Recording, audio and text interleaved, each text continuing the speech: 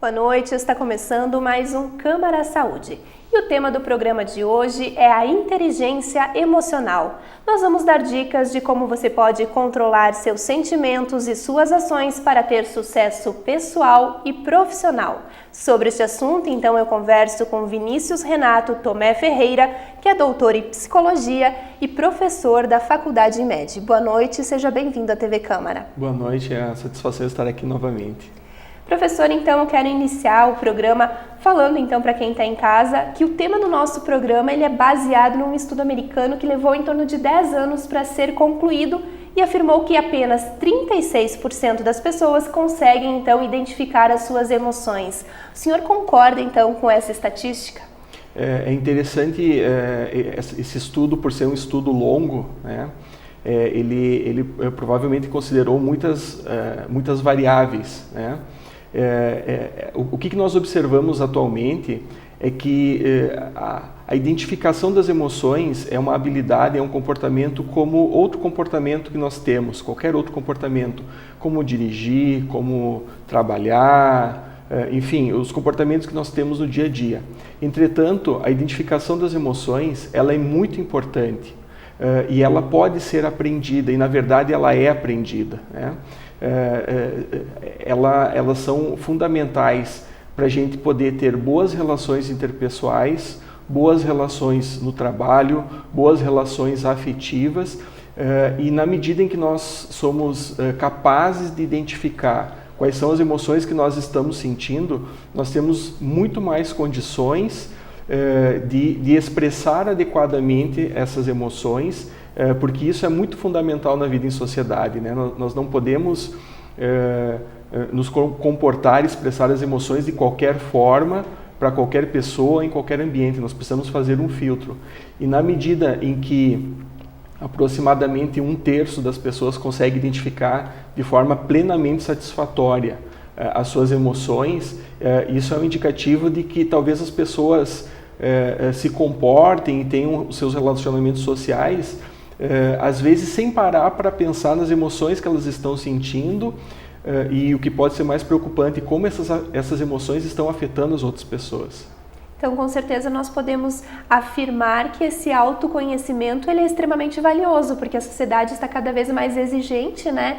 E saber lidar com isso é fundamental. Sim, sem dúvida. Nós vivemos hoje numa sociedade muito complexa, né? Nós não temos assim, os estudos da psicologia, os estudos da sociologia, eles têm indicado cada vez mais que as pessoas estão em contato com pessoas que pensam de forma diferente, né? E nós podemos observar isso no nosso cotidiano, né? Por várias razões. Tem as pessoas que têm uma religião que não é a minha religião, tem pessoas que têm orientação sexual que não é a orientação sexual que eu tenho, tem as pessoas que têm um histórico familiar que não é o histórico familiar que eu tenho, e esse é um cenário, se a gente for falar em termos de Brasil, talvez a gente possa falar em termos de mundo também, muito diferente de se a gente for olhar há uns 30 ou 40 anos atrás. Hoje, a grande mobilidade das pessoas no mundo permite que a gente possa entrar em contato com muitas pessoas diferentes. Então, a probabilidade de eu conversar com alguém que pensa diferente de mim, hoje é muito maior do que era há 30 ou 40 anos atrás. Ao mesmo tempo, isso nos provoca um desafio, porque se uma pessoa pensa diferente, ela se comporta diferente, ela tem crenças diferentes, será que eu tenho desenvolvido a compreensão, a tolerância, o desejo de entender o que o outro está pensando? Isso é inteligência emocional e isso é fundamental nas nossas relações. E a inteligência emocional, ela tem um impacto muito importante em diferentes aspectos da nossa vida. A gente pode citar, por exemplo, a forma como as pessoas se relacionam. Se ela for mais tranquila, ela vai ter mais sucesso, com certeza. Sim, nós temos uma gama de emoções.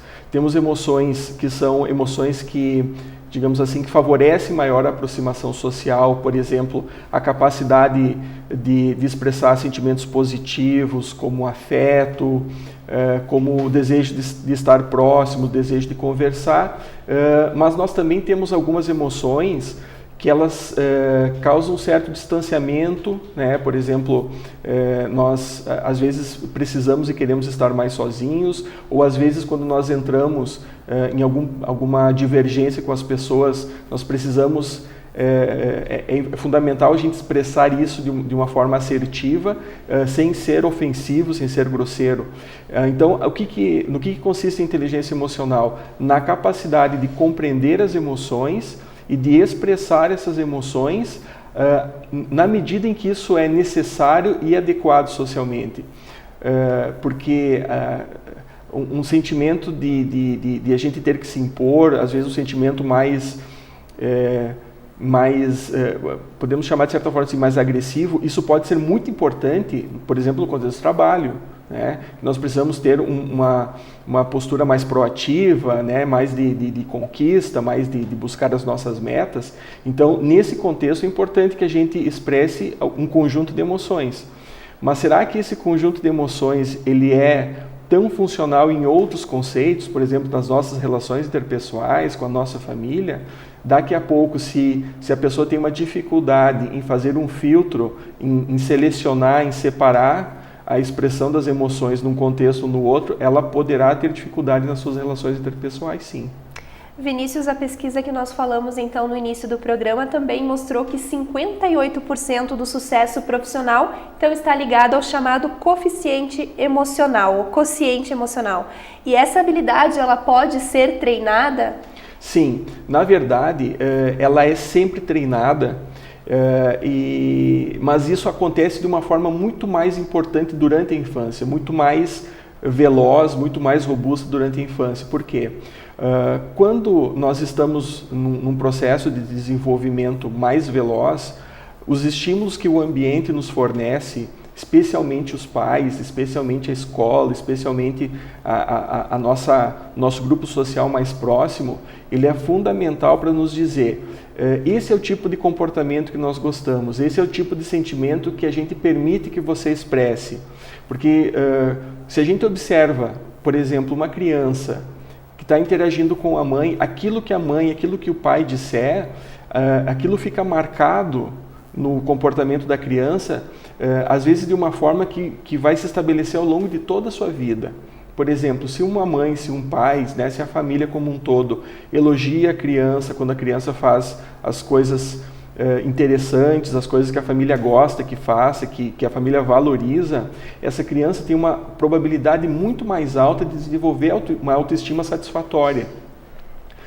Por outro lado, se essa criança for muito criticada, for muito inibida pela família, e às vezes é por comentários sutis, não é necessariamente por uma agressão verbal, uma agressão física, às vezes os próprios comentários, eles acabam gerando um sentimento de desconforto na criança e isso pode reduzir a sua capacidade de autoestima.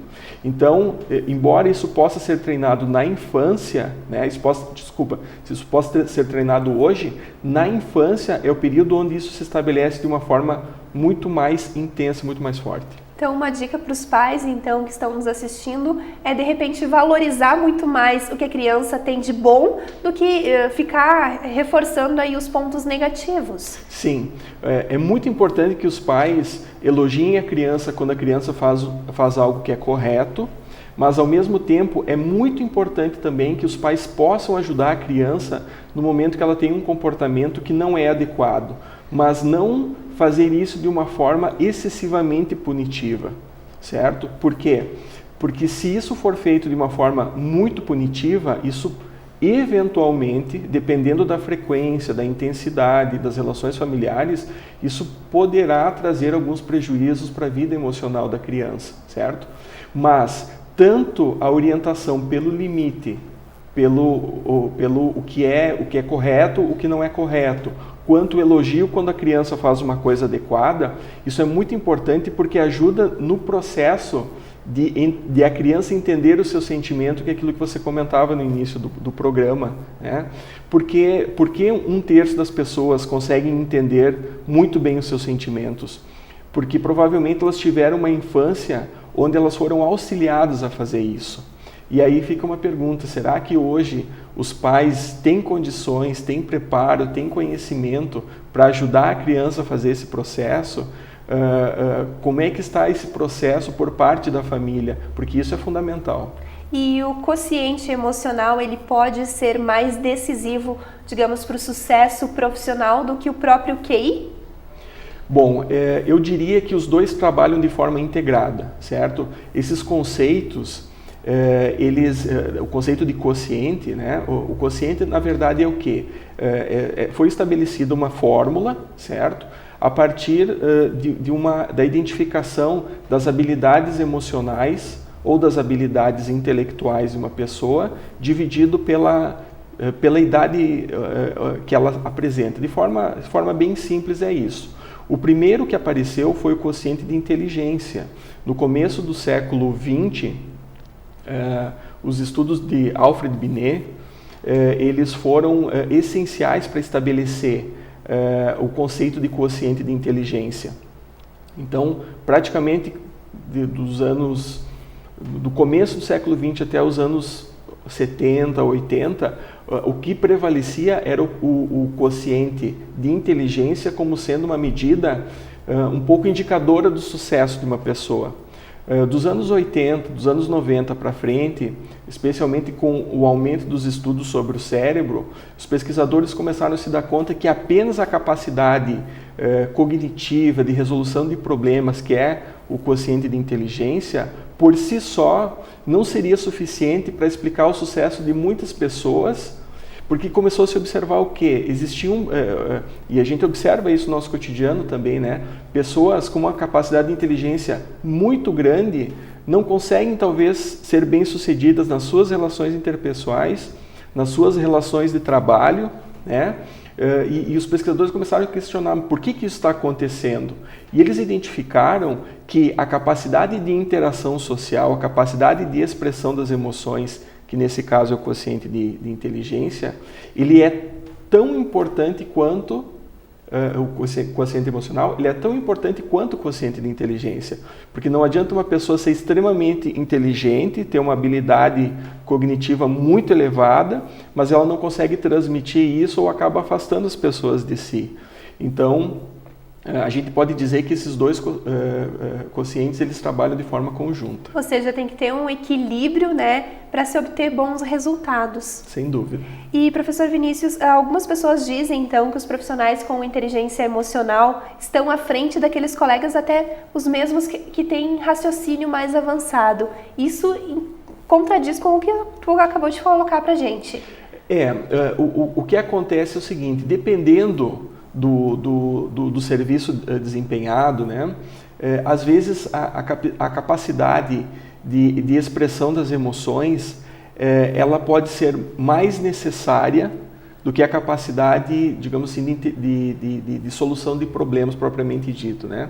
Então, uma pessoa, se ela está colocada, se está posicionada, falando do trabalho, numa função onde a expressão da emoção é muito importante, ela vai ter mais chances de sucesso, né? Por outro lado, existem alguns tipos de trabalho que exigem um pouco menos de contato social, né?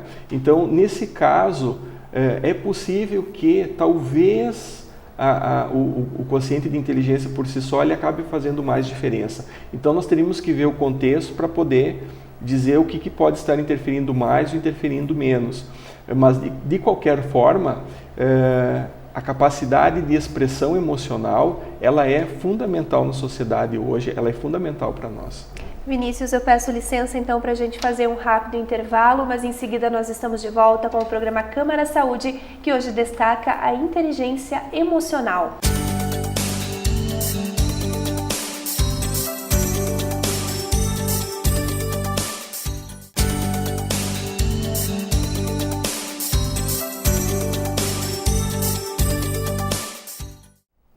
Estamos de volta com o programa Câmara Saúde, que nesta noite destaca a inteligência emocional. E o meu convidado é o Vinícius Renato Tomé Ferreira, doutor em psicologia e professor da faculdade IMED. Professor, no bloco anterior a gente comentou um pouquinho então sobre a diferença, né, da inteligência emocional para a inteligência propriamente dita. Mas eu gostaria que o senhor comentasse então aqui se a inteligência emocional ela pode trazer influências então para a saúde física e para a saúde mental das pessoas também. Sim, ela tem uma influência muito direta e muito forte. Vou começar falando das questões mais mentais e depois ir para as questões, digamos assim, mais orgânicas, embora tudo seja interligado, né? Muito interligado. Do ponto de vista da saúde mental, o DSM, que é o Manual da Psiquiatria, e também a CID, que é o manual adotado pela Organização Mundial da Saúde, eles classificam alguns tipos de transtorno que eles estão relacionados aos sentimentos, aos afetos, né? Então, os dois grandes grupos de transtornos desse conjunto são os transtornos de humor e os transtornos de ansiedade. Humor e ansiedade, eles têm a ver com sentimentos. Falando, por exemplo, dos transtornos de humor, nós temos nesse grande conjunto o transtorno depressivo maior, que é o que as pessoas conhecem como depressão. Nós temos o transtorno afetivo bipolar, né, que as pessoas conhecem como bipolaridade, e temos alguns outros transtornos menos conhecidos. De qualquer forma, o transtorno afetivo bipolar e o transtorno depressivo, eles têm como principal característica uma desregulação no afeto, ou seja, no transtorno depressivo, a principal queixa, o que mais sobressai, é uma dificuldade da pessoa em ter um humor que seja um humor funcional, um humor, entre aspas, vamos chamar assim, normal, um humor que permita que a pessoa tenha prazer na vida, que consiga aproveitar as coisas boas que a vida tem, consiga fazer isso para si e aproveitar aquilo que o mundo dá para ela. E no transtorno bipolar, a principal dificuldade é que o humor ele varia muito. Às vezes a pessoa tem picos de uma euforia, de uma energia, de uma alegria muito fortes, e depois de um determinado tempo ela acaba caindo num polo depressivo, onde ela acaba tendo sintomas muito parecidos com a depressão.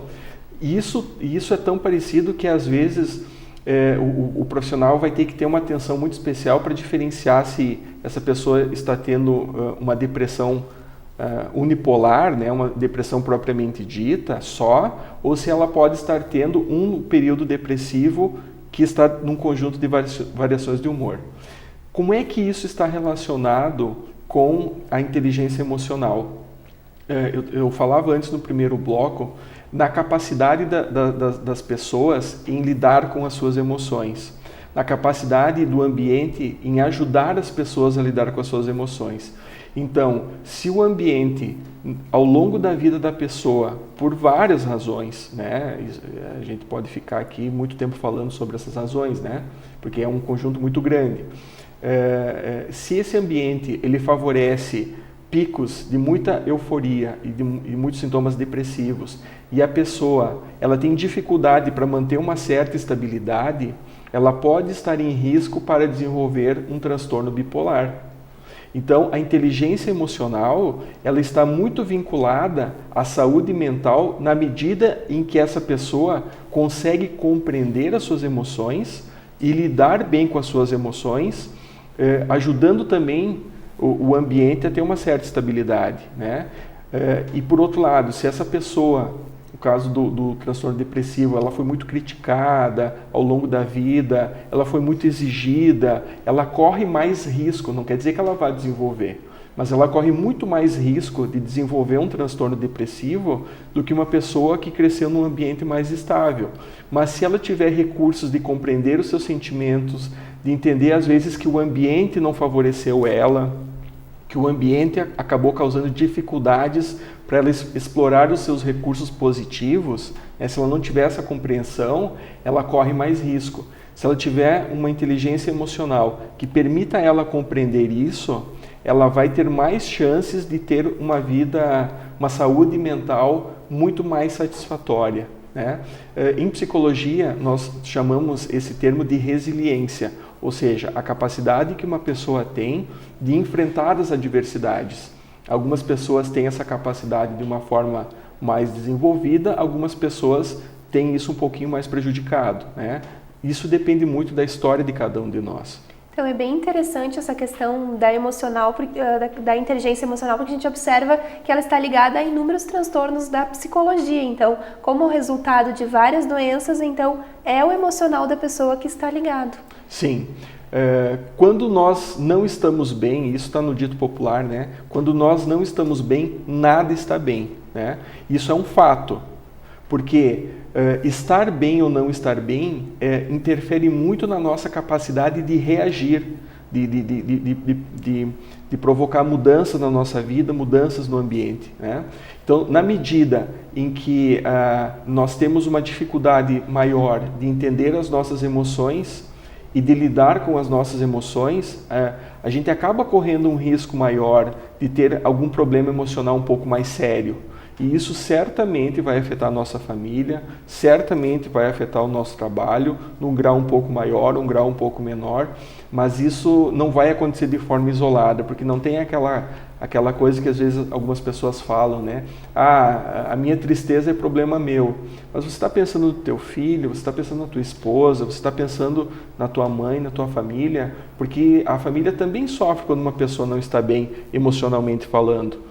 Então, explorar isso de forma positiva, os sentimentos, né, nos conhecermos, isso é fundamental para que a gente possa ter uma saúde emocional melhor. E como que a gente pode saber, então, que a nossa inteligência emocional ela é bem mais evoluída do que de outra pessoa, por exemplo? Existe a possibilidade de se fazer um teste psicológico para chegar a esse resultado? Sim, existem testes psicológicos que podem ser aplicados para a gente identificar em qual nível que a inteligência emocional daquela pessoa que está submetendo ao teste está apresentando naquele momento, né? Quando nós passamos por um processo de avaliação psicológica, no caso de avaliação emocional, sempre o resultado ele vai ser comparado com um conjunto de pessoas que foi testado previamente, que nós chamamos de grupo de referência, né? Então, esse grupo de referência, ele vai poder dizer para a pessoa, olha, perante os números que nós temos, a tua capacidade de compreensão das tuas emoções está na média, está abaixo da média ou está acima da média. Mas isso é possível de avaliar, sim, através de instrumentos. E através também da entrevista clínica, né, com um profissional, com um psicólogo bem capacitado no processo de avaliação, isso é possível ser feito, sim. E qual que é o perfil das pessoas, então, que têm essa habilidade, essa inteligência emocional mais evoluída? Geralmente, são pessoas que têm uma boa capacidade de comunicação, são pessoas que têm uma boa capacidade para lidar com a adversidade, para lidar com os problemas. Isso não significa que elas não sintam os problemas, elas sentem, mas elas não se deixam necessariamente abater por esses problemas.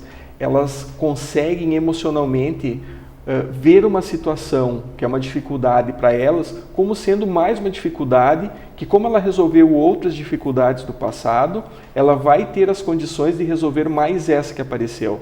Então, é aquela pessoa que a gente olha e parece que está tudo bem, que aparece um problema e ela consegue resolver o problema com uma certa facilidade ou, se não tão fácil, a gente observa que ela não se deixa abater pelo problema.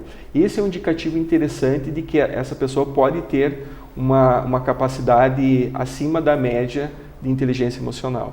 Vinícius, alguns especialistas, então, eles confirmam que existem possibilidades, então, de se treinar a inteligência emocional e uma dessas formas seria melhorar o autoconhecimento. Então, vamos dar dicas para quem está nos assistindo, então, em casa, nesse momento, como fazer isso, como melhorar, então, esse autoconhecimento. Sim, o autoconhecimento é um grande desafio.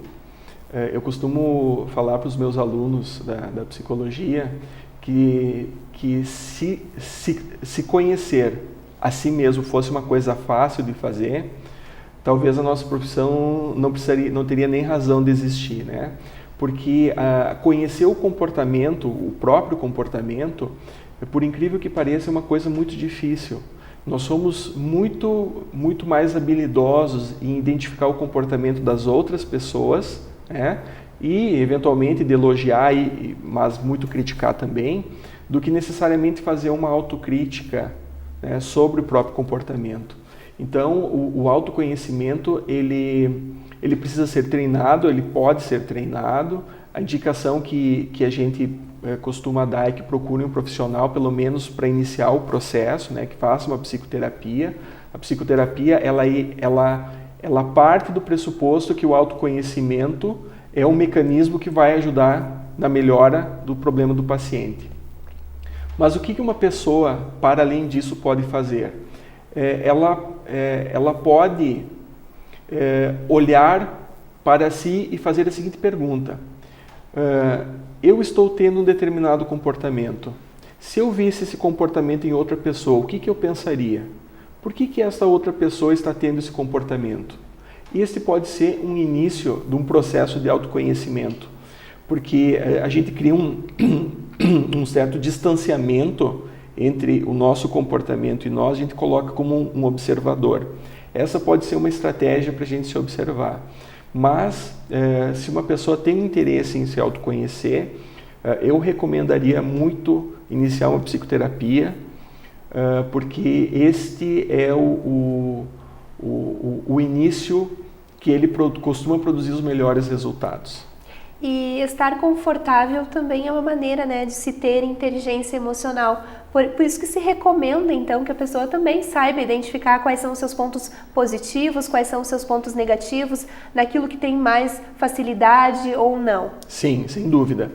Isso faz parte da inteligência emocional. A gente olha para uma pessoa, a gente olha para nós e diz, bom, isso aqui eu me sinto desconfortável em fazer. Bom, será que isso pode ser uma limitação minha? Pode ser uma falta de interesse? Pode ser um medo que eu tenho?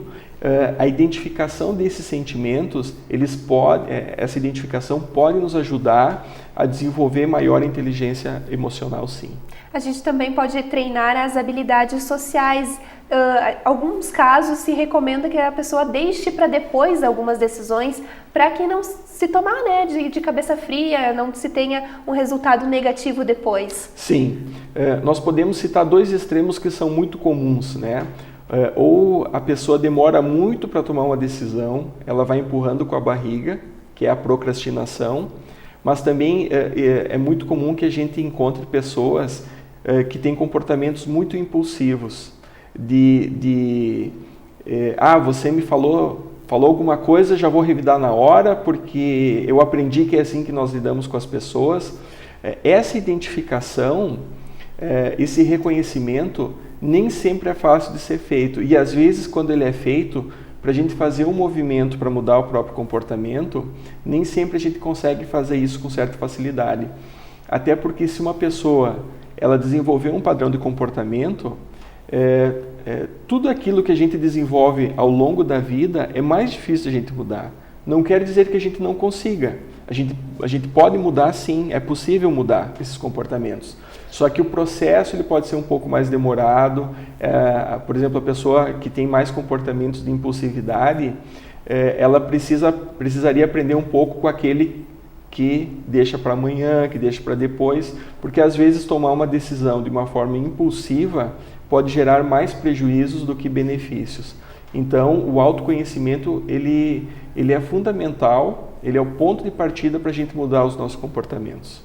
E essas habilidades sociais que a gente comenta, que podem ser treinadas, a gente também observa muito o uso delas na internet. A gente estava falando antes, no início do programa, sobre esse ponto que merece destaque no meio que nós estamos vivendo hoje. Sim, a internet é um grande meio de expressão de comportamentos, certo? Mesmo que esse comportamento não seja um comportamento, vamos dizer assim, presencial, ele é um comportamento à distância. Mas tudo aquilo que uma pessoa posta nas suas redes sociais, em qualquer tipo de rede social, aquilo indica muito do que a pessoa faz, indica muito do que a pessoa pensa, né? Então, a gente tem, nesses dias de tumulto político, nós temos visto com muita frequência comentários extremos, né, divisões. A gente tem observado que muitas pessoas têm terminado amizades virtuais, às vezes até amizades de longa data, devido a posicionamentos políticos, né? Aí fica a questão, até onde o meu posicionamento, ele é um posicionamento, todo posicionamento ele é legítimo, mas até que ponto ele pode ser agressivo para alguém? Será que no momento em que eu escrevo alguma coisa na minha rede social, que eu posto um vídeo, que eu posto uma notícia, isso pode estar daqui a pouco sendo agressivo para alguém? Será que eu estou sendo suficientemente polido, educado? Será que eu consigo transmitir a mensagem que eu quero transmitir? Porque às vezes as pessoas são, a gente falava antes da impulsividade, né? São tomadas pela impulsividade e às vezes ficam reproduzindo notícias que elas nem checaram a veracidade. Isso é uma coisa muito comum, extremamente comum. E ficam defendendo essas verdades como se fosse uma verdade absoluta. E daqui a pouco você vai investigar, foi uma notícia criada, né?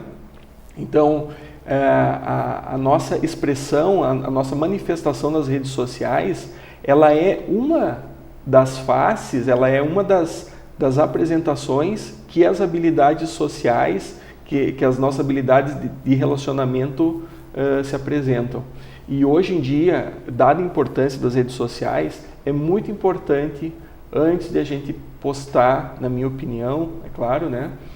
Postar algum comentário, postar alguma notícia, um vídeo, pensar, bom, mas esse vídeo realmente expressa a minha opinião, realmente isso pode afetar as pessoas que vão ver isso, de que forma, né? Isto é uma face da habilidade social. Isso expressa que a pessoa está pensando nos seus sentimentos, expressa empatia porque ela pensa no sentimento das outras pessoas, né? E isso é uma forma positiva de expressar habilidades sociais. Então, evitar conflitos, a gente pode afirmar que é uma maneira simples, então, de se colocar em prática a inteligência emocional. Sim, a evitação de conflitos, ela pode ser uma forma de expressão de inteligência emocional. De outro lado, a gente gerenciar adequadamente o conflito também é fundamental. Porque, primeiro, nós nunca vamos concordar 100% com o mundo. Vai chegar uma hora que o ambiente, que o trabalho, que as nossas relações interpessoais vão ser injustas conosco. Como é que nós vamos lidar com isso? Nós vamos aceitar isso de forma passiva e nos deixarmos ser dominados pela situação, que não é necessariamente uma coisa boa, né? A gente precisa fazer um juízo disso. Ou será que não está na hora no momento de a gente se posicionar dizendo não? Isso que você está falando você está falando algo que não é justo comigo, né? Então vamos sentar e vamos conversar. Por que você tem essa percepção? Foi algo que eu falei? Por que você me falou isso que você está dizendo? Esta forma é uma forma muito positiva de lidar com o conflito, porque aí você dá oportunidade para que a outra pessoa expresse o seu ponto de vista, você se permite pensar como a outra pessoa está pensando, né? E ao fazer isso, daqui a pouco essa pessoa, ao ter para nós algo que a gente entende como uma agressividade, na verdade, ela está mais nos ajudando do que nos prejudicando, porque elas podem nos dizer coisas que nós não gostamos ou que nós temos dificuldades de aceitar conosco. Então, conversar sempre é o melhor caminho. Infelizmente, o nosso tempo está chegando ao fim, Vinícius, mas antes de encerrar, então, para quem está nos assistindo, quer colocar em prática, então, essa inteligência emocional, qual o primeiro passo? Bom, o primeiro passo é tentar conhecer os seus sentimentos. Esse sempre é o primeiro passo a ser dado, certo? Na medida em que a pessoa precisa se permitir estar triste, precisa se permitir estar alegre, mas não se deixar ser controlada por esses sentimentos. É muito importante que ela identifique assim, estou triste por quê? Estou alegre por quê? Esse sentimento é um sentimento adequado ou será que isso está presente demais na minha vida e pode estar se tornando alguma coisa problemática? O primeiro passo é parar, pensar sobre os seus sentimentos e a partir dessa identificação planejar o que ela vai fazer em seguida. Esse pode ser considerado o ponto de partida. Vinícius, muito obrigada mais uma vez pela sua participação no nosso programa hoje. Muito obrigado pelo convite, a gente está sempre à disposição. E você que está em casa, a gente também agradece a companhia e lhe convida a continuar acompanhando a nossa programação. Uma ótima noite e até a próxima semana.